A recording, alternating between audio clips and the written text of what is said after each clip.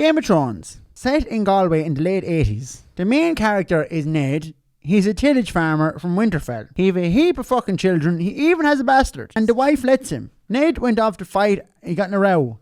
And he came home with a child. And later we find out, fucking didn't his child at all. He don't even mind it. It's his sister's child. She's gone to the nuns or fucking someplace. And the king of the whole place, he's an absolute fucking pisshead called Robert Baratheon. Mad for the session. He marries this absolute minxy blondie one. Cersei is her name. She's too young. And she's saucy. And he's not able for her at all. The fucking old man with the young wife buying a book for someone else to read. Oh. That's all he's doing now. And who's riding her?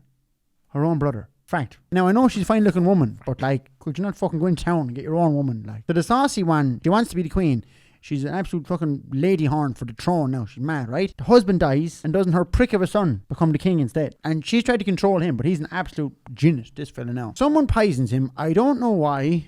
They never explain really why. Just fuck him, he dies. He dies at his own wedding. Must have been some session. Then, do you know that boy from Love Hate? He's in it, and he owns a brothel. Now, I'm not sure if you're too familiar with brothels. I don't know how often you go into them or what, but the amount of writing going on in this place, in Game of Thrones, you wouldn't see it in Jigginstown. And then he becomes a pirate. Ned's daughter fucking stabs him right in the neck. She owed it to him now, in fairness. It was a nice bit of niggle between the two of them going on a bit. There's a few more fights then. A few more lads died. There's a religious cult. These hardcore monks come into it then out of nowhere. And then the saucy one, they make her walk home naked. And the whole town shouts shame at her. Nothing hasn't happened to us all. Often happened to me. But she gets pure take. And then another son of hers is supposed to marry this Bjorn, who has loads of money. Big horsey crowd. Wherever they got the money. The boom.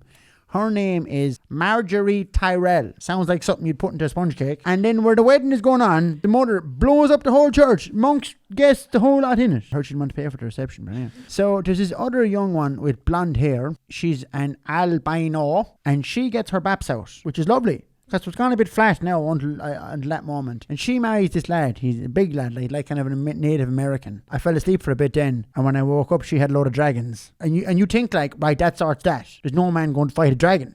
She's going to fucking piss the game from now on. Then some other pirate lad comes in. And he got a big bow and arrow. And he shoots the dragon right in the fucking neck. And that's when the dragon's gone. Which is mad. Because I know a young lad in town, Kenneth McCarthy. He got hit by a bow and arrow in the face. And he didn't even spill his pint. That's a fact. That is a fact. He got hit by a crossbow in the tooth. There's a lad with no Mickey. There's a dwarf, an onion man. There's a woman who strips off and she's cracking by the gear. And then you find out she's an old one. She has this kind of magical necklace or something she wears. So beware of the woman wearing too much makeup. Old powder. Then there's... I nearly forgot. There's another prick then. The Night King. King me bollocks. He would manage the parish league, this fella. He is an army of zombies and he still manages to lose the shagging war. Useless. And I mentioned the bastard at the start. Jon Snow. He's riding the albino one with the lovely baps. And I thought, great. Here we go. Turns out she's his aunt from Cork. He's riding his own aunt. The show took a fucking turn for the worse now. And then he gets a bad dose of the fear. He doesn't want anyone knowing that he was riding his aunt. So he kills her. He has to go live in the North Pole then, because an army of lads with no willies said so. And then his brother's in a wheelchair and they make him king. I suppose he's the only one who hasn't killed or rode someone belong to him. So they make him king. Game of Thrones, in conclusion, there was a good bit of riding and tits in the first 2 series. Then it kind of tailed off. So I have a bit of an issue with that. More riding, less dragons. Well, now you don't have to watch it. Yeah, exactly. You've saved me however many hours.